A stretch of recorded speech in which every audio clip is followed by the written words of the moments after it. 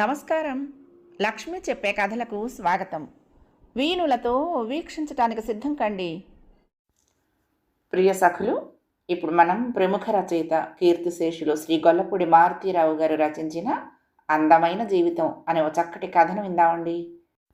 ఈ కథ జనవరి 2020లో విపుల మాసపత్రికలో ప్రచురింపబడింది.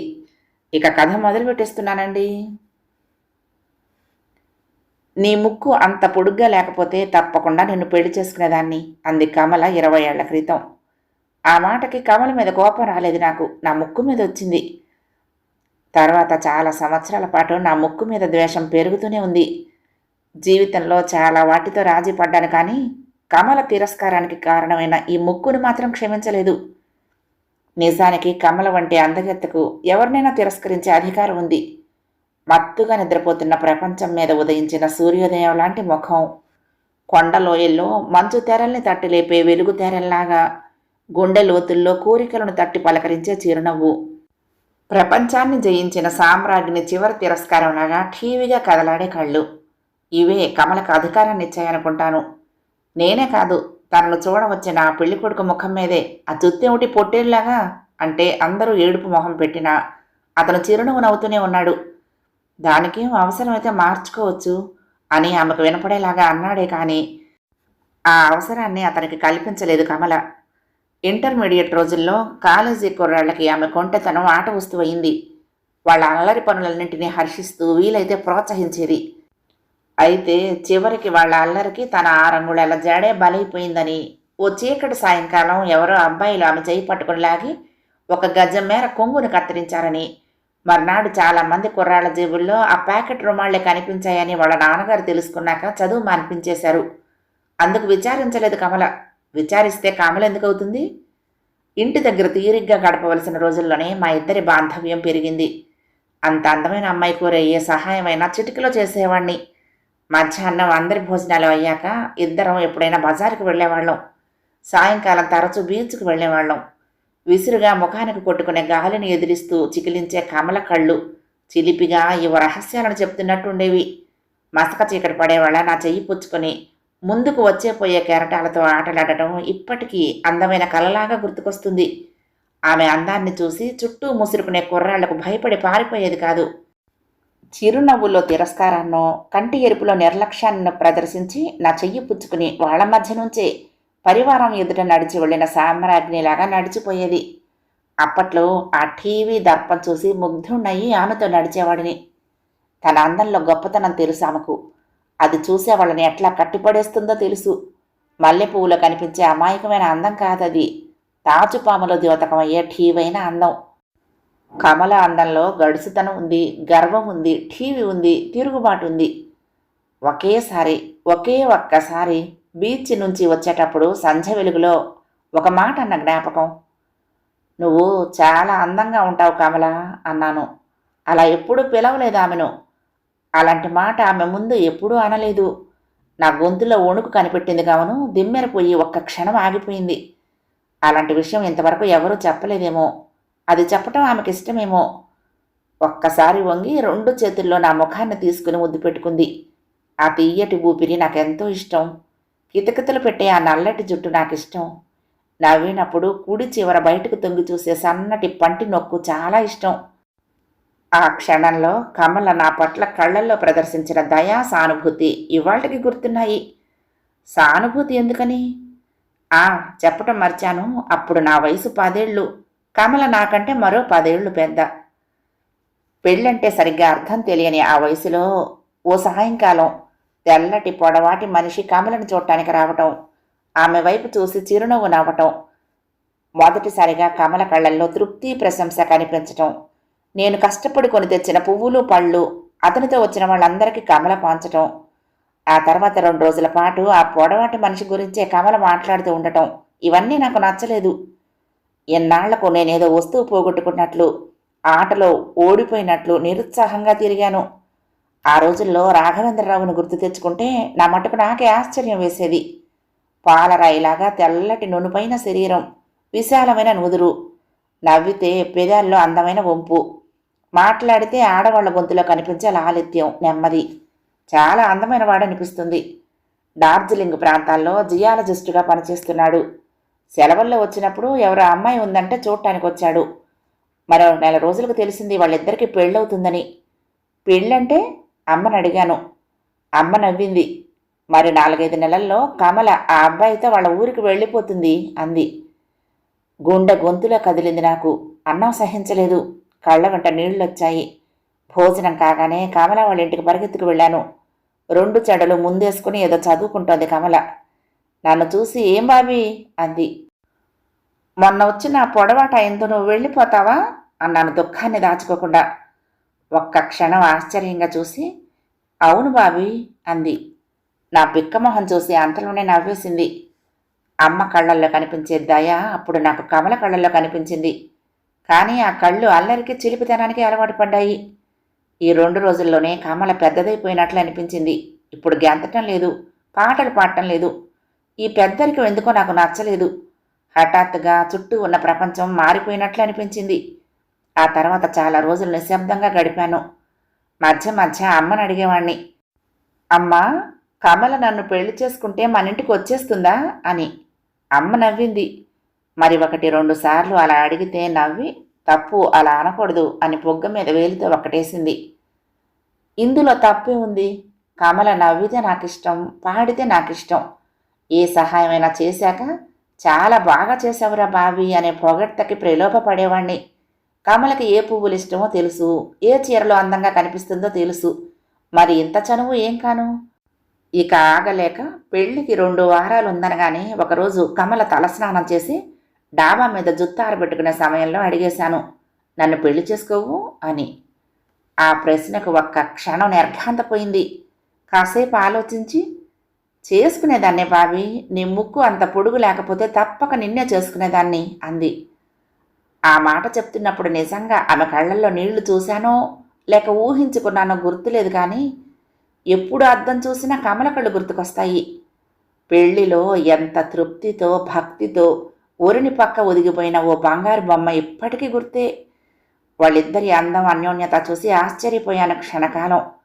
గొప్ప అందగాన్ని చేసుకోవాలనే అపూర్వ లక్ష్యం సిద్ధించిన తృప్తి, గర్వం ఆ క్షణంలో ఆ అగ్నిహోత్రం వెనక గమనించాను. పెళ్ళైన నెలలోనే రాఘవేంద్రరావుతో డార్జిలింగ్కు వెళ్ళిపోయింది కమల. ఆమె తల్లిదండ్రినే కాదు, స్తంభం చాటుకు నిలబడి కళ్ళు తుడుచుకుంటున్న నన్ను గమనిస్తూనే ఉంది కమల. ఆమె కార్చిన కన్నీళ్లలో ఒక్క బొట్టైనా నా మీద జాలితో అయి ఉంటుందని నా నమ్మకం. వాళ్ళ ఇంటికి రాసిన ఉత్తరంలో ఎప్పుడైనా నన్ను గుర్తు చేసుకుంటే చేసుకునేది, లేకపోతే లేదు. ఆ వయసులో కమల జ్ఞాపకాలు మరుగున పడటానికి పెద్ద వ్యవధి అవసరం లేకపోయింది. ఉన్న ఊళ్ళో చదువు బాగలేదని నాన్నగారు నన్ను మద్రాసులో చేర్పించారు. సెలవులకు ఇంటికి వచ్చినప్పుడు ఎప్పుడైనా అటువైపు వెళ్తే కమల వచ్చి వెళ్ళిపోయిందనో ఆ సంవత్సరం రాదనో తెలిసేది. వయసుతో పాటు ఆలోచనలు, అభిప్రాయాలు స్థిమితపడ్డాయి. అలా ప్రతిసారి వాకప్ చేయటంలోనూ ఏదో ఇబ్బంది వెరటు తోచింది. తర్వాత ఆ పని మానుకున్నాను. చెట్టుకు పువ్వు తెగిన చోట కన్నీరు కార్చిన గుర్తులాగా చిన్నప్పటి కమల జ్ఞాపకం మనసులో ఏ మూలో మిగిలిపోయింది. దాదాపు 10 ఏళ్లు గడిచిపోయాయి.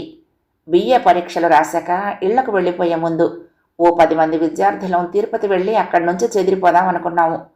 ప్రయాణం చాలా హుషారుగా సాగింది. కొండ మీదకి బస్సులో వెళ్ళటానికి ఎవరూ అంగీకరించలేదు. అందుకని ఆడుతూ పాడుతూ మెట్లు ఎక్కటం ప్రారంభించాము. యవ్వనంలో భక్తి అన్నది భగవంతుణ్ణి చూసినప్పుడు మాత్రమే జ్ఞాపకం వచ్చే ఆలోచన అనుకుంటాను. ఎందుకంటే మిగతా యాత్ర అంతా వినోదంగా విచ్చలవిడిగా సాగింది. ఆలయానికి కనుచూపు మేరలో ఆగిపోయిన కారు పక్కన నిలబడ్డ పంజాబీ అమ్మాయిని చూడగానే మాలో కొంతమంది ఆగిపోయారు. వెంటనే నవ్వులు కేరింతలు సాగాయి.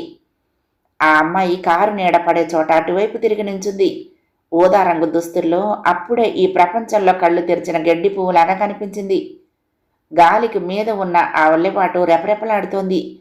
మా అల్లరికి ఇటు తిరిగితే నల్లటి కళ్ళద్దాలు, విశాలమైన ముఖమో తెలిసింది. నల్లద్దాల వెనక కళ్ళు ఏ భాష మాట్లాడుతున్నాయో తెలియదు.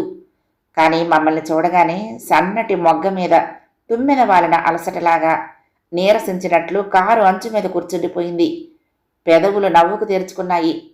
ఇటు తిరగబోతున్న నన్ను బాబీ అనే పలకరింత ఉలిక్కి పడేటట్టు చేసింది. ఆ అమ్మాయే పిలిచిందని గుర్తుపట్టడానికి కొంతసేపు పట్టింది. నా పక్కన మిత్రులంతా తెల్లబోయారు. తెలిసిన అమ్మాయినట్రా, సారీ అని చెవిలో ఊదారు. ఇప్పుడు నల్ల కళ్ళద్దాలు తీసేసింది ఆ అమ్మాయి. వెంటనే కమలను గుర్తుపట్టాను. నిర్ఘాంతపోయాను. ఇదేమిటి నువ్విక్కడా అన్నాను విస్తుపోతూ. నవ్వింది. ఆయన నేను యాత్రలకు బయలుదేరాము. కారు చెడిపోయింది. ఎవరినో తీసుకొస్తానని వెళ్ళారు. ఒక్క క్షణం ఆగి, ఆడపిల్లల్ని ఏడిపించినప్పుడు ఎప్పుడైనా నేను జ్ఞాపకం వస్తానా బాబీ అంది. నా ముఖం ఎర్రబడింది. నువ్వని తెలీదు, ఏమీ అనుకోకు, వాళ్ళ బాధపడుతున్నారు అన్నాను. కానీ నాకేం బాధలేదు. మీ నవ్వులు వింటూ ఉంటే మళ్ళీ 10 ఏళ్ళు చిన్నదాన్ని అయినట్లు అనిపించింది అంది గాలిలోకి తల తిప్పి. కమలకి ఈ వేషం నప్పలేదు. బాగా ఒళ్ళు చేసినట్లు కనిపించింది. లేక శరీరానికి అతుక్కుపోయిన దుస్తుల్లో అలా కనిపిస్తుందో. ఇంకా నిండుగా చీర కట్టుకున్న 2 జడల అమ్మాయే గుర్తు నాకు. చూపాలనుకున్న అందాన్ని దాచడంలోనే గొప్పతనం ఉందని మన దేశంలో స్త్రీలు కవులు ఒక్కసారి గ్రహించారు. అందుకే మన సాహిత్యానికి సౌశల్యానికి అంత రాణింపు. కానీ ఈ బట్టబయలు కాస్త వెగటుగా చీకాకుగా ఉంది. ఏం చూస్తున్నావు? ఒళ్ళు చేశాను కదూ. అవును, ఇంకేం చేయాలో తెలియక అంది పక్కాలున నవ్వి. నా ఆలోచనల్ని గ్రహించినట్లుంది. వల్లే వాటి నడుముకు బిగించి, ఈ బట్టలంటే ఆయనకిష్టం, ఆయనతో టూరు వెళ్ళటం నేను అలవాటు చేసుకున్నాను అంది. ఆ ఆయన గురించి చెప్పినప్పుడు మాటల్లో ఆప్యాయత కంటే అధికారం, భయం కనిపించింది. ఆశ్చర్యంగా గమనిస్తూ ఉంటే, ఏమిటలా పిరికిగా చూస్తావు? చిన్నప్పుడు మనిద్దరం స్నేహితులం, ఎప్పుడు నా కొంగు పట్టుకు తిరిగేవాడివి నువ్వు అంది. ఇప్పుడు కొంగే లేదుగా, నువ్వు మారిపోయావు అన్నాను. ఆమె అంతలోనే ఆలోచనలో పడి, అవును మారిపోయాను అంది. ఈ అలంకారాలు తనకిష్టం లేనట్లుంది. అంతలో ఆలోచనలు మర్చిపోవటానికి ప్రయత్నించి, ఈసారి సెలవులకి ఇంటికొస్తావా? ఎప్పుడు వచ్చినా నువ్వు లేవనే మీ అమ్మ చెప్తుంది, నీతో చాలా మాట్లాడాలి అంది. ఇప్పుడు మాట్లాడు, మీరెక్కడ దిగారో చెప్తే కొండ దిగగానే వస్తాను అన్నాను. నువ్వా? అమ్మో వద్దు, వీలైతే ఆయన్నే తీసుకుని మీ దగ్గరకు వస్తాను అని మా అడ్రస్ తీసుకుంది. ఇద్దరికీ ఏవో మాట్లాడాలని ఉంది, కానీ మాట్లాడలేకపోతున్న సంగతి ఇద్దరికీ అర్థమవుతోంది. నా విషయంలో అందుకు కారణం వయసు అని తెలుస్తోంది. మరి కమల మాట్లాడలేకపోవటానికి కారణం? ముఖం మీద కనిపించేదంతా నవ్వు, తృప్తి, ఆనందం కాదని గుర్తు తెలిసిపోయింది. నా ఆలోచనలు పసిగట్టినట్లుంది. ఇంక వెళ్ళు, మీ మిత్రులు ఎదురు చూస్తున్నారు అంది. నేను వెనక్కి తిరగబోతే అంతలోనే గుర్తొచ్చినట్లు. అన్నట్లు పెళ్ళెప్పుడు? సంబంధాలేవో వస్తున్నట్లు అమ్మ చెప్పింది. పెద్దలు చూపిన పిల్లనే పెళ్లి చేసుకుంటావా, లేక ఎవరినైనా ప్రేమించావా అంది నవ్వుతూ. మాటలు కూడా తీసుకుని అన్నాను, నా మొక్కును అంగీకరించే అమ్మాయి దొరికే వరకు ఆగాలి అని. నవ్వింది. నీ మొక్కుకేమో, నువ్వు అందంగానే ఉన్నావు అంది. ఆశ్చర్యం వేసింది నాకు. ఈ 10 ఏళ్లలో అందం మీద ఆమె అభిప్రాయం ఎంత మారిందా అని విస్తుపోయాను. ఇప్పుడు రాఘవేంద్రరావు ఎలా ఉన్నాడో చూడాలనిపించింది. ఆ సాయంకాలం భర్తని వెంట పెట్టుకుని మా గదికి వస్తుందేమోనని ఎదురు చూశాను. కానీ ఆమె రాలేదు. ఆ తర్వాత మరి 6 ఏళ్ల వరకు ఆమెను చూడటం పడలేదు. ఈ 6 ఏళ్లలో 2 విచిత్రమైన మార్పులు జరిగిపోయాయి జీవితంలో. 15 ఏళ్లు చదివిన చదువు వల్ల కాక 5 ఏళ్లుగా పెంచుకున్న అభిరుచి వలన ఉద్యోగం దొరకటం, మనసులో అందమైన భార్య కావాలని రూపుదిద్దుకుంటున్న కళని మర్చిపోయి హఠాత్తుగా ఓ అమ్మాయి మెడలో 3 ముళ్ళు వేయటం, జీవితంలో పరిస్థితులతో రాజీ తప్పదని చదువు ఉద్యోగం ద్వారా గ్రహించాక వివాహం విషయంలో అటువంటి రాజీయ పడటానికి పూనుకునేసరికి అబ్బాయి వర్ణాంతర వివాహం చేసుకోబోతున్నాడని నాన్నగారు ఓ రోజు పరిగెత్తుకొచ్చి కోప్పడి ఏడ్చి వద్దని ఒప్పించి మరి 2 నెలలకు ఓ అమ్మాయిని చూపించి ఆమెతో బతకాలని గుర్తు చేశారు. నవ్వొచ్చింది. పళ్ళు ఒడగొట్టుకోవటానికి నేను చూసుకున్న రాయి కాదని మరొక రాయిని చూపించారు, అంతే తేడా. అప్పటికే ఆశాభంగాలు చాలా గొప్ప సెన్స్ ఆఫ్ హ్యూమర్ని ఏర్పరిచాయి. మరో నెలలో పెళ్ళైపోయింది. అదృష్టవశాత్తు సీత మంచి పిల్ల, అయితే అందమైంది కాదు. అది కూడా అదృష్టవశాత్తూనేమో.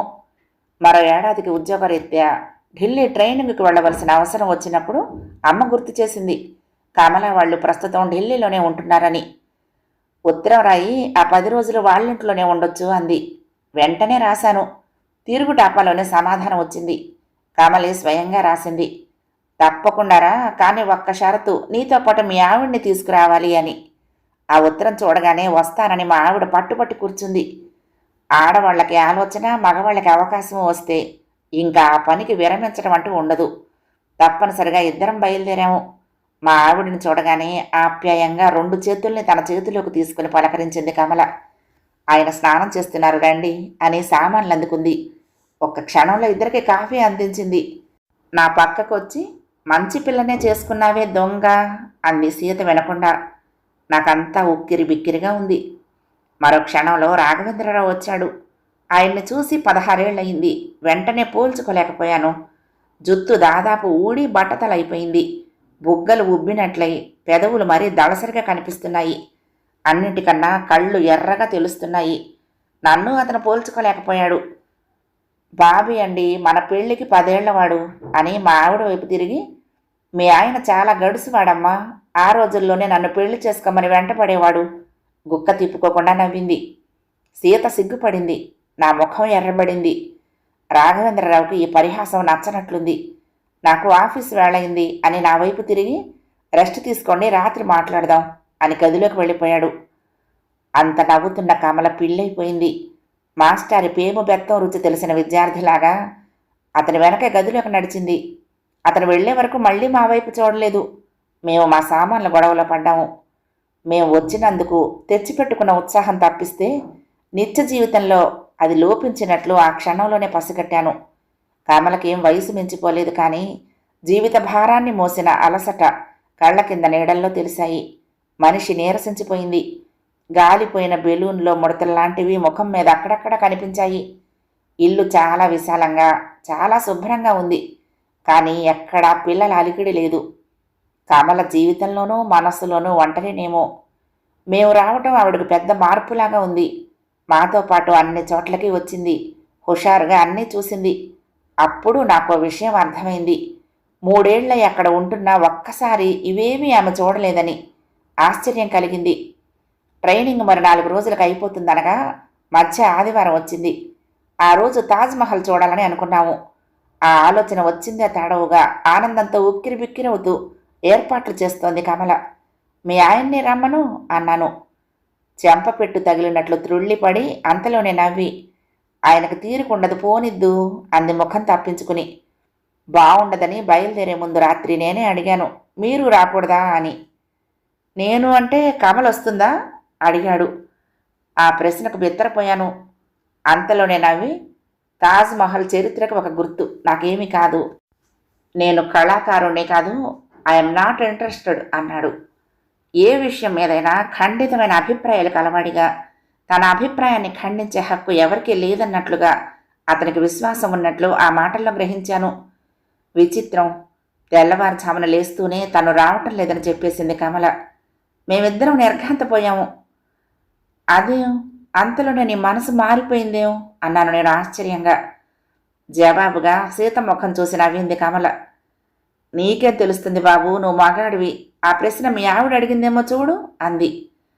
నేను చూడకపోతే ఏం కొంప మునిగిపోతుంది కానీ వెళ్ళిరండి అంది మళ్ళీ. ఇంత జరిగాక వెళ్లటంలో ఉత్సాహం చచ్చిపోయినా బయలుదేరాము. రాత్రికి తిరిగి వచ్చేసరికి 12 దాటింది. మా పిలుపు విని వినటంతోనే కాచు కూర్చున్నట్లు తలుపు తీసింది కమల.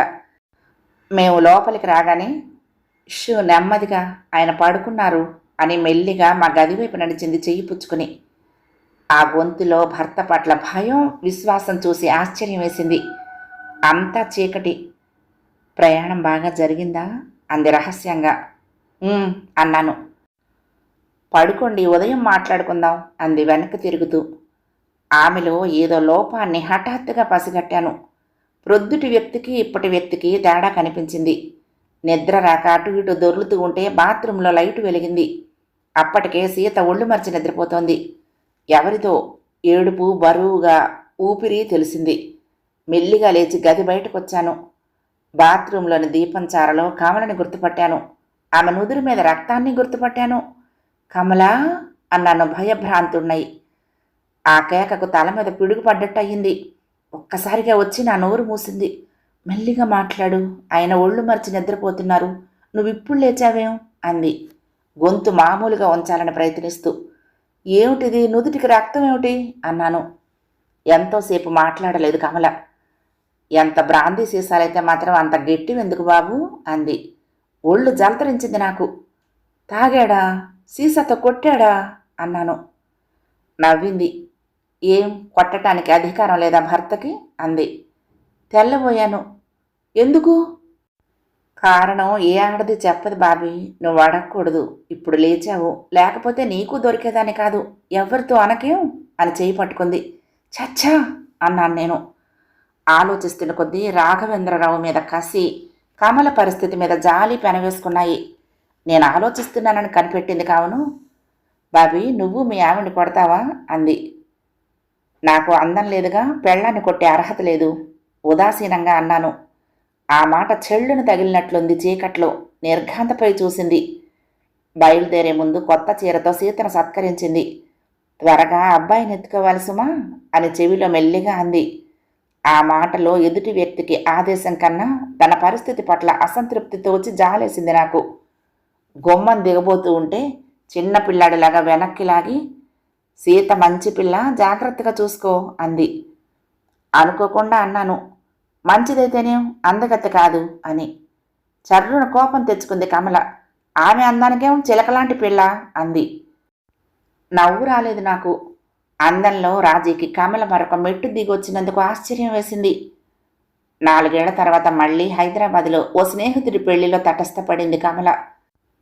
నలుగురితో కబుర్లు చెప్పుకుంటూ పెళ్లి పందిట్లో ఓ మూలన చీరన నన్ను వెతుక్కుంటూ ఓ కుర్రాడొచ్చాడు. బాబీ మీరేనా అంటూ తలూపాను. అయితే ఒక ఆవిడ మీతో మాట్లాడాలంటోంది, బయట గేటు దగ్గర నిలబడింది అన్నాడు. నేను ఆశ్చర్యపోయాను. దగ్గరలోనే కూర్చున్న మా ఆవిడికి ఆ మాటలు వినిపించినట్లున్నాయి. అప్పుడే అనుమానంతో నా వైపు చూస్తోంది. నేను లేచాను. గేటును ఆనుకుని కమల నిలబడి ఉంది. నేను ఆశ్చర్యపడటం చూసి, ఏం వింతగా ఉందా, నిన్ను చూసి నేను ఆశ్చర్యపోయాను అంది. పెళ్లి కొడుకు తండ్రి మా ఆయన ఒకే ఆఫీసులో పనిచేస్తున్నారు. 3 ఏళ్లయిందొచ్చి. నువ్వెందుకు వచ్చావు ఇక్కడికి అని అడిగింది. మనిషిలో ఇది వరకటి ఉత్సాహం లేదు, కానీ ఇది వరకటి ఆప్యాయత ఏమాత్రం తగ్గలేదు. పెద్ద మనిషిలాగా నిండుగా ప్రేమగా నిలకడగా మాట్లాడటం అలవాటైంది. ఇది వరకటి కంటే బాగా చిక్కింది. కణతల దగ్గర జుత్తు తెల్లబడుతోంది. నేను సూటిగా గమనించడం చూసి, ఇక్కడే నన్ను అలా చూస్తూ నిలబడితే ఎవరైనా ఏమైనా అనుకుంటారు. మీ ఆవిడని తీసుకుని మా ఇంటికి రాకూడదు ఒకసారి అంది. ఇంటి గుర్తులు చెప్పింది.